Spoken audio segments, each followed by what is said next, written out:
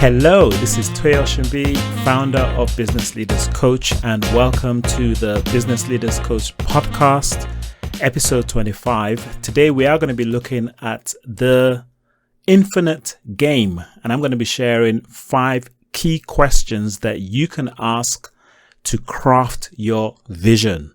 But on this podcast, we educate, equip, enable, and empower you to be the leader that you've been called to be. And yes, it has been a long time since our last episode, and a lot has happened since. I am now focused on Business Leaders Coach full time, and I'm very excited around how we can serve you. Now, I am recording this on YouTube, so if you are watching this on YouTube, please subscribe. And as mentioned in the small release, that we are back and I have a lot to share with you. And obviously, a lot has happened since the pandemic, and businesses are at a critical time where, especially small, medium-sized businesses. But what you're going to find is that many of the things that I predicted in episode 23 and 24 were true. They did come true, or they are revealing themselves to be true. If you remember, the 5 mindset shifts to become a 21st century leader and working skills needed for the 21st century are still very true. So in relaunching the podcast, I was thinking, where should I start? And how do we come out of this pandemic stronger? How do we not get ourselves, sort of really all tied up? I mean, it's obvious now that we are in a VUCA world. It's now here for real, volatile, uncertain, complex, ambiguous. And so I picked up Simon Sinek's book, The Infinite Game, and reread it and thought, well, I believe that we all need to start here.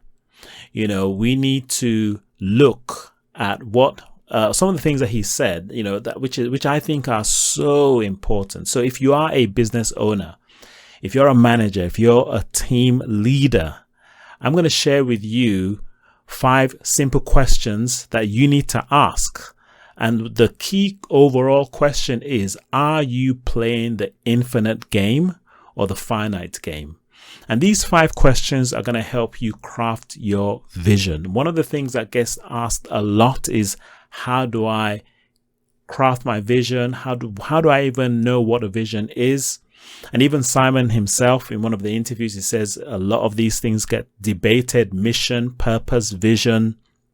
And really, I mean, obviously they are important, but it's more about how we put them into practice. So on this episode, if you're listening or you're watching, I'm going to hopefully take what Simon has written and then craft it in a way. And I'm going to give you something that you can actually download and use for yourself and with your team. I'll mention that at the end of this podcast. And so, as we all know, there is a lot of talk about purpose, about vision, as I said, and about mission. But is there a way of assessing, and can I ask myself, have I got this right? So before going into this, let me give you a quote that I read. And when I read this, I've just never forgotten about it. And it's actually from another author who I really learned a lot from when I was in learning and development, by Aubrey Daniels. And it's his book, Measure of a Leader. And this is what he wrote. And I want to start off here because he defines one of the key roles of a leader. And he said, leadership is all about making mundane behaviors directed at the mission, the vision, and the values more valuable in the sight of the followers. And what he was saying was that what this means is that part of the leader's role is to help a contributor find meaning and purpose in every task they do. Now, I'm sure many of you are maybe agreeing and shaking your head saying, absolutely, yes, that's true. But then there's a question, you see. What if there is no mission? What if there is no vision? What if if there aren't no values to point to direct to?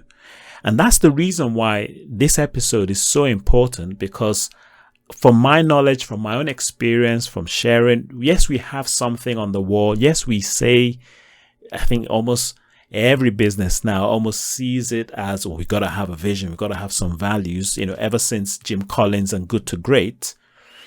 But I think I'm challenged. And even just going through this has helped me to tweak my vision for Business Leaders Coach. And I'll be sharing some of that with you as we go along.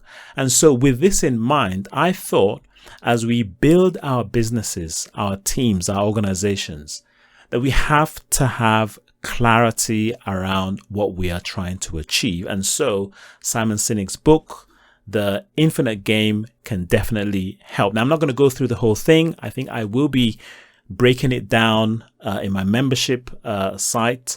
But first, I think it's really important to get that first part that he talks about. Now, if you haven't read the book, Simon gives us an understanding that what many of us have been doing with our goals and objectives is that we've been playing what he calls the finite game.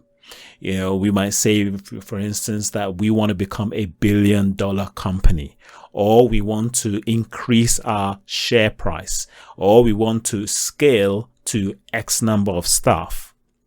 And what he advocates is that companies need a just cause.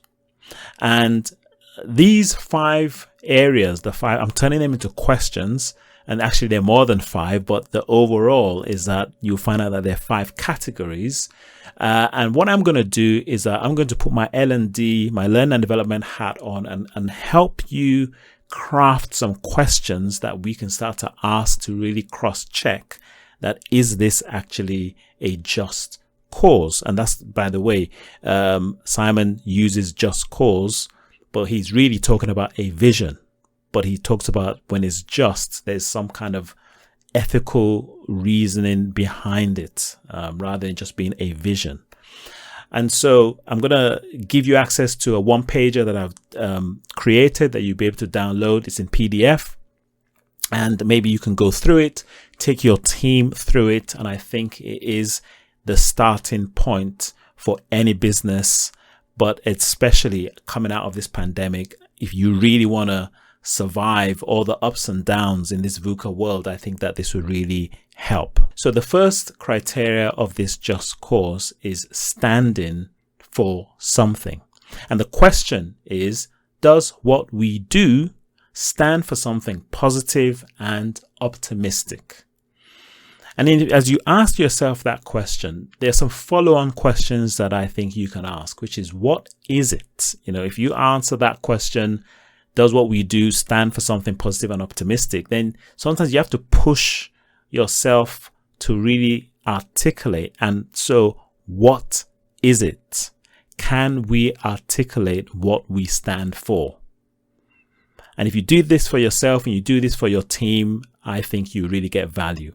What good are you contributing to through your service or products? Now, don't focus on the product or the service. Focus on what actually is it achieving for your customers, for instance. I think that will really help if you're able to articulate that, right? So for Business Leaders Coach, we want to help contribute to helping you become a better leader. And so that's the end goal, which is that our just cause is that we want to see in our world leaders leading well, confident, competent leaders that are leading their businesses successfully and helping it to grow in the way that they want it to grow. Now, the second question then is on inclusion. And the question is, can everyone in the organization contribute towards this cause? Can everyone in the organization contribute towards this cause? And how will you know? How would you know that everybody can? Now, I think the reason for this one is because sometimes the overall vision or purpose or whatever might be articulated, for instance, if it is to make more money or to be more profitable or to grow, then sometimes there's so much emphasis, for instance, on sales. And what you then get is you get this distinction between those who are part of the sales team that are actually bringing in that money. And then there's the other departments that are called the services, that are sort of seen as the back end and the connection, because they aren't actually the ones physically engaged with the customers that bring in the money. Then they don't necessarily feel like it's inclusive. And so this is the reason why, as you craft your vision, that it has to incorporate inclusive. Everybody has to feel like, yes, as I am doing this, it is helping with the bigger picture. And that's the reason why we've got to be careful with what we select as the bigger picture. And obviously part of leadership is to help people connect the dots. Now, even though anybody who has been under my training knows that I love to share the story of the janitor for NASA, and many of you perhaps know this story of the janitor who apparently, I don't know if it's a true story, but JF Kennedy goes to NASA, sees a guy sweeping and says, "What are you doing?" And the guy says, "I'm placing a man on the moon." Now, funny enough, even in the book, Simon himself says that, this whole moon mission, isn't really a just cause, because there was something behind that. But I'm sure we get the idea behind be contributing towards the bigger picture. So it will still serve its purpose in that sense. And I think that's important, that whatever this just cause is, or this vision is, everybody should be able to feel like they're playing a role, no matter what job responsibility they have overall in the organization. So that's the second. So we've got so far standing for something, and then the second is inclusion. Now the third is a question on service. And the question is, who is the primary beneficiary? Who is the primary beneficiary? Now with this one, let me just park here, because this is one that when I have facilitated teams, I notice that people sometimes struggle. Some will say, well, it's the company that I work for that benefits because our goal is to make X amount of profit or revenue. And so can you see that, unfortunately, that doesn't really make it a just cause. So to have statements that are communicated by the organization in a way that makes the individual, the employee, feel like what they're doing, the focus is on profit or shareholder value, means that the primary beneficiaries are these people mentioned. Now, obviously, a business needs to make profit. A business should be increasing its share price if it's doing well. These things are absolutely important, right? But according to this criteria, the primary beneficiary should not be the contributor. It should be the people that they are serving. And so therefore, in a business, it should be the customer. And as I was, writing this, I thought of Google. And I thought, wow, isn't it interesting? They created a platform where we can all search for free. They made it completely free.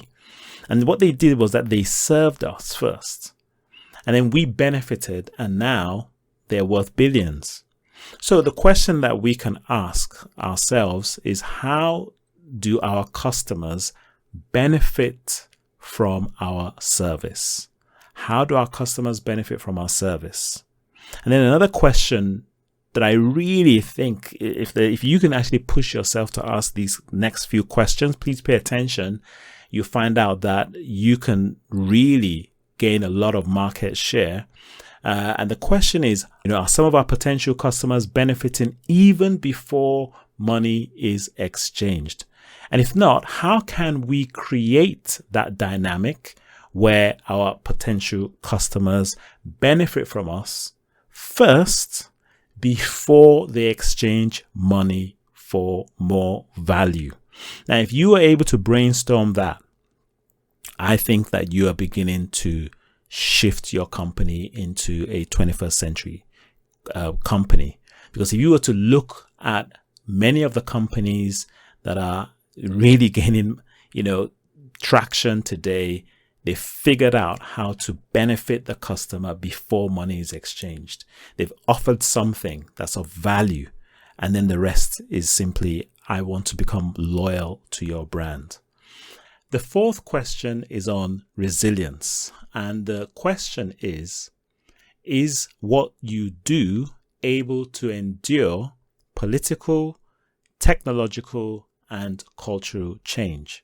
Now, the reason why this is an important question is because, when you focus so much on what we currently have or what you currently have, you leave yourself vulnerable to sudden changes in these areas mentioned. So, for instance, if you focus so much on the technology you currently have, in that time, it obviously makes sense, whether it's artificial intelligence or whatever it is, But what a lot of companies don't see is that, in the next few years, that technology might be outdated. So you got to be careful how you craft your cause or your vision, not holding on to technology, because that's obviously going to move. And it will be the same with political, or it will be the same with, just the whole cultural idea as well, which is that if you're holding so much to the current theme of things, that you might be missing out. So you've really got to push through and ask yourself that question, which is that, is what you do able to endure political, technological, and cultural change, right? And so this is partly, again, the reason why the first question that you ask is really important, that you have to think it through. Are we standing for something? Because at the end of the day, the one thing that is not going to change is that if it is touching people's lives in one way or the other, that's the thing that you can guarantee on. For instance, think about Starbucks, right? Starbucks' mission, their mission statement is to inspire and nurture the human spirit, one person, one cup, and one neighbor at a time. And when you think about what was just said there, they didn't even mention coffee at all. And they've been able to craft a mission statement, an idea of what they're trying to achieve that touches people. And those things most likely will always be around, one person, one cup, a neighborhood. And what they're trying to do is to inspire and nurture the human spirit. So they can actually evolve into a different kind of business and still keep that. And that's the kind of way we've got to be thinking when you're playing this infinite game. So for Business Leaders Coach, as an example, helping you be the best leader is always going to be something every generation is going to work through. And I think having that kind of mindset of how can what we're doing transcend to perhaps even other generations, I think that that's a good way of being able to ask ourselves, are we resilient to these things that might change, for instance. Now, the final and the fifth question is that around being idealistic, and it's being big, being bold, having something that is actually unachievable, having an unachievable objective.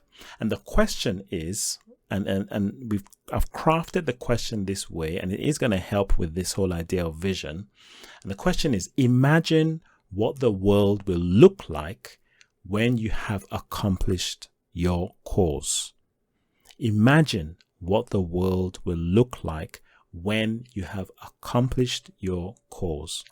Now, this question helps in many ways. Again, putting on my learning and development hat, because it actually helps you paint the picture, the ideal picture. And when it comes to vision, this is the one thing that the quick test of any vision statement is, can I imagine this? Can I actually imagine this happening? Is this a scene? Being able to articulate your vision is important. It impresses the image of what you're striving for. And this means that people can begin to see this in their own minds.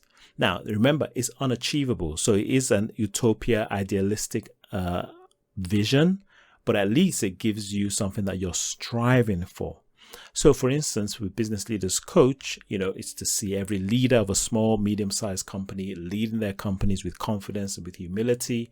However, if I craft it in a way where we can see it, I would use perhaps a different way of expressing this and say, I imagine a day when a worker comes home and is seated around the table with their friends or with their family, and they're sharing about how you made a difference to their life.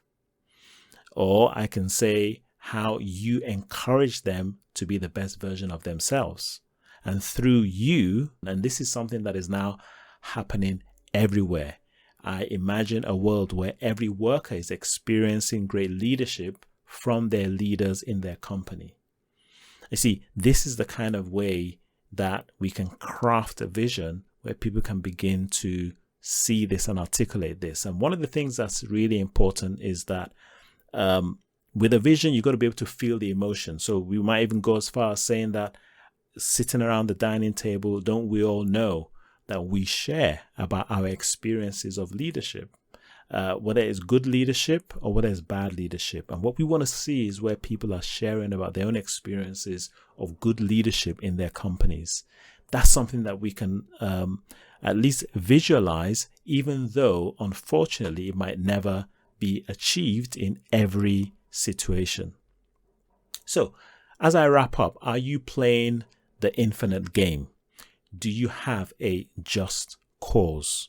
I definitely highly recommend that you read or listen to the book. I hope to have Simon himself on the show to help us with some questions.